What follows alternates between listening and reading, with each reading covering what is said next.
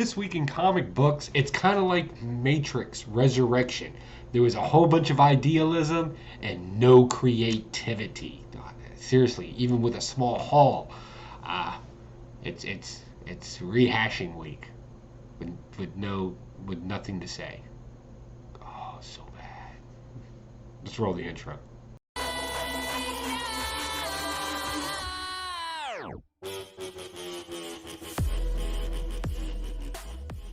Hey, what's going on, you wonderful weirdos? Pocan Joe here, and as always, you're super cool for coming by.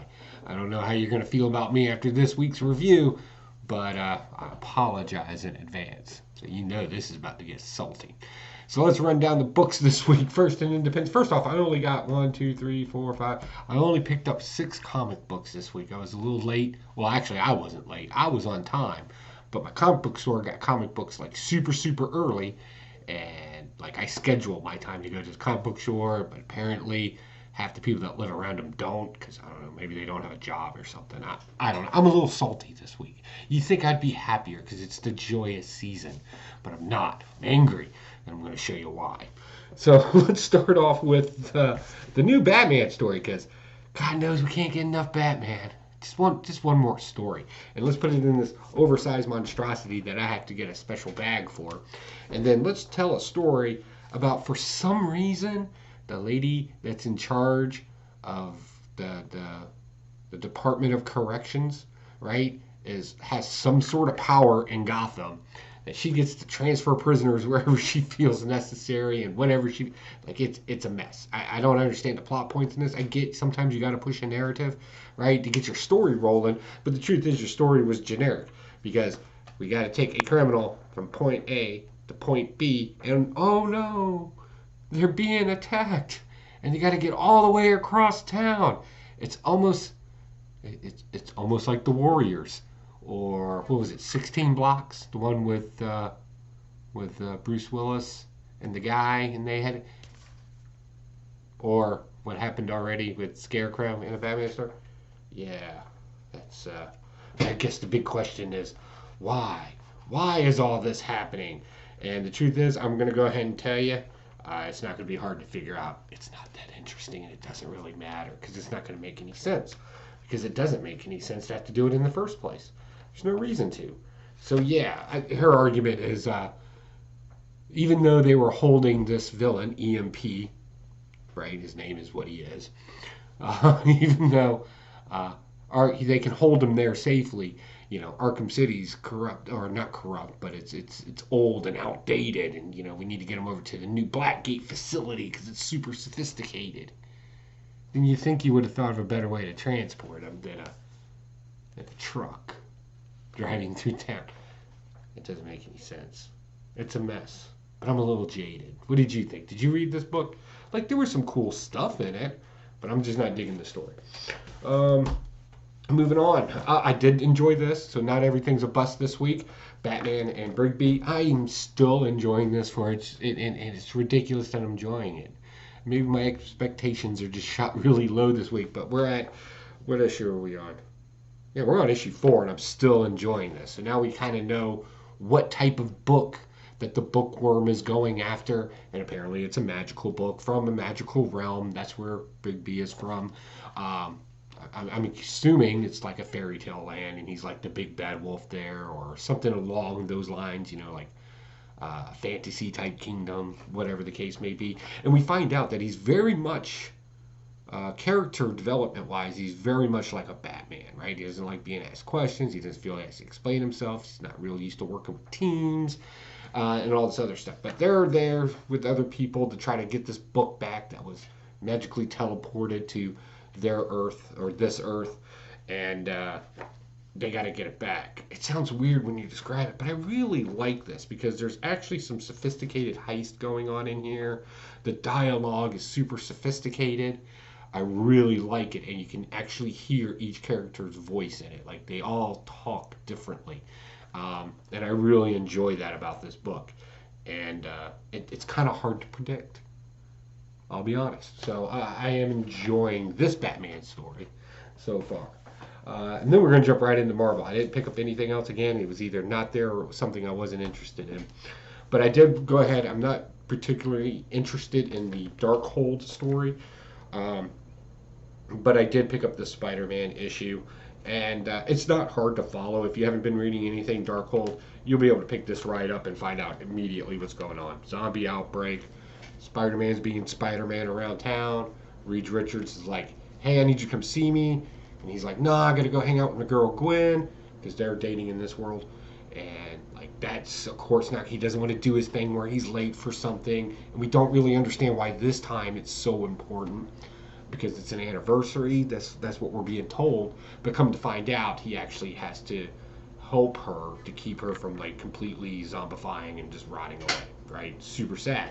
And Batman gets a little dark. Or Batman, Spider-Man gets a little dark in this one when he finds out that Reed Richards, because of his stretchy body and other beings that can stretch, can help his they can make webbing from it that he can shoot and hold things for longer periods of time instead of it dissolving and everything falling apart around him.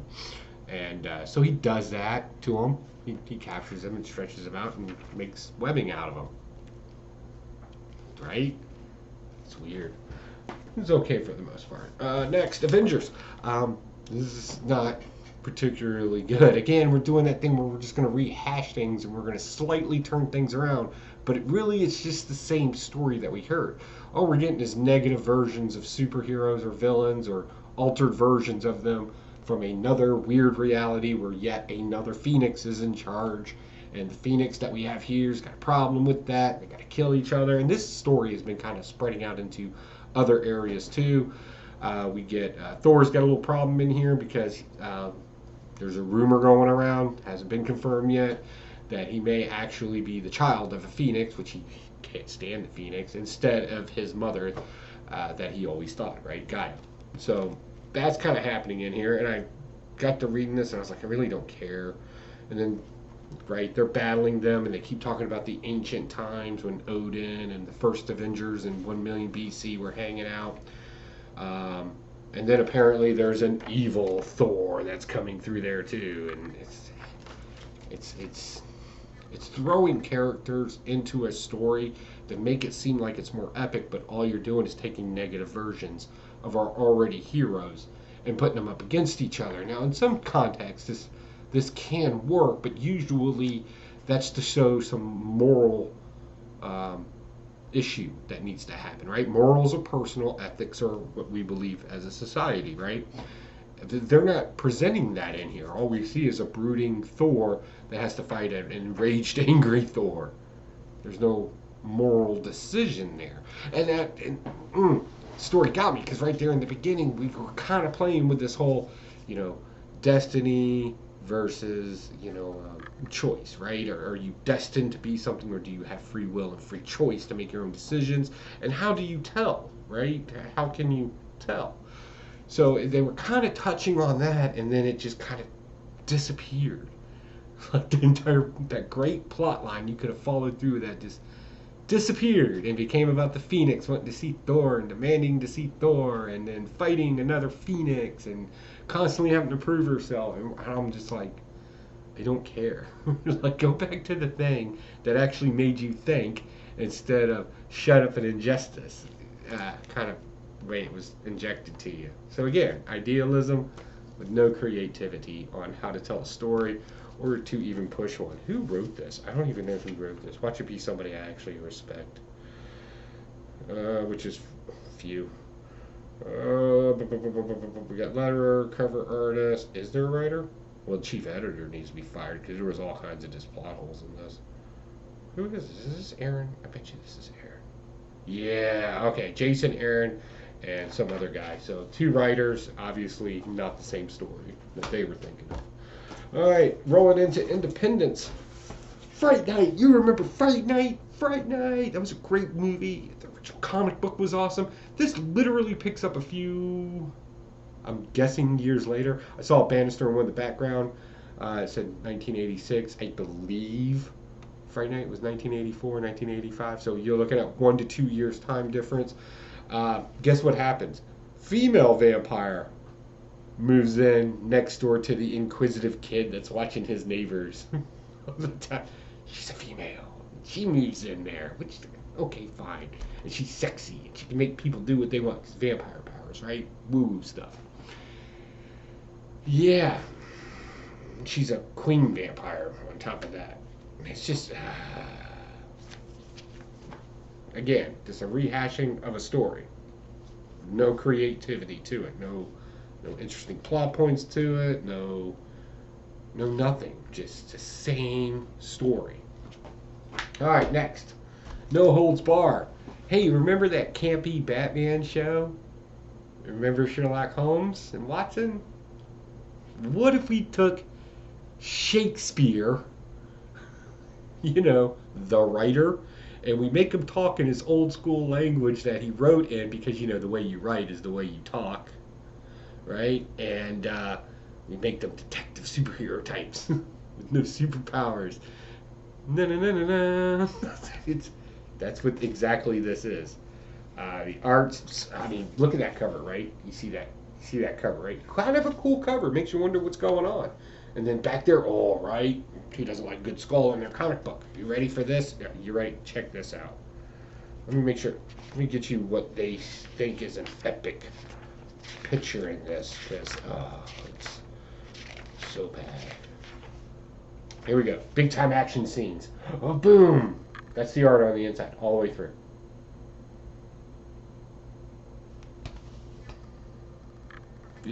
Look at it again.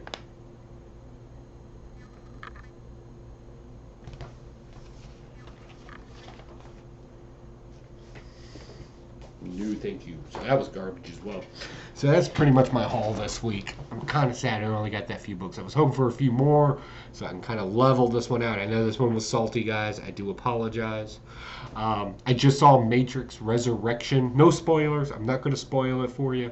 But I will give an opinion. Just an abrupt opinion. Again, same thing I've been saying all night long.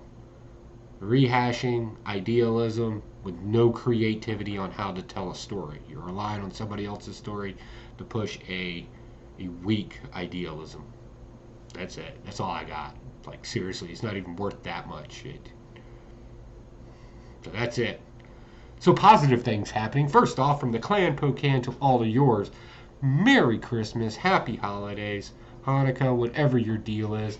I hope you're spending this time with friends and family and getting kind of making memories, right? My daughter's coming in town. If you don't know, my daughter lives in Ohio, and she's coming home. We're going to go pick her up here in a few hours. I'm very excited to have her back around the house, because I don't care how old she is. I treat her like a child, and it makes me happy. Aggravates the shit out of her, but it makes me happy. Also, if you don't know, I do have another channel called Evil Lair Projects and Builds. I made some web shooters. That's right. Pew, pew, for two kids. One's 4 and one's 5. So, but their parents are YouTubers as well. We're also, we know that there's other kids in the family, so we kind of put a few other things in there, something for all the kids, nothing for the adults. Adults shouldn't get gifts during the holidays, because you're wealthier than you were when you were a kid. Go get whatever you want on your own. But definitely, let's spoil the shit out of some kids, right? See? Evil Air. Ha. So definitely keep your eyes open for that. It will probably be releasing after Christmas, because, well, it's the holidays and I'm backed up. So that's it.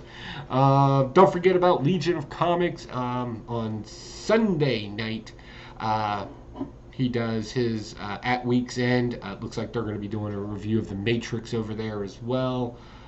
So yeah, I'm looking forward to that. And at the end of January, your boy Pocan, Wild Peasy, is going to be in another rap battle. That's right, son. I'm going to rap. I don't know why, but I'm going to rap. You don't know. Life's a blast. Have fun. All right, guys. I got to get out of here, but truly, happy holidays to all of you. Go make some memories. I'll talk to y'all later. Bye.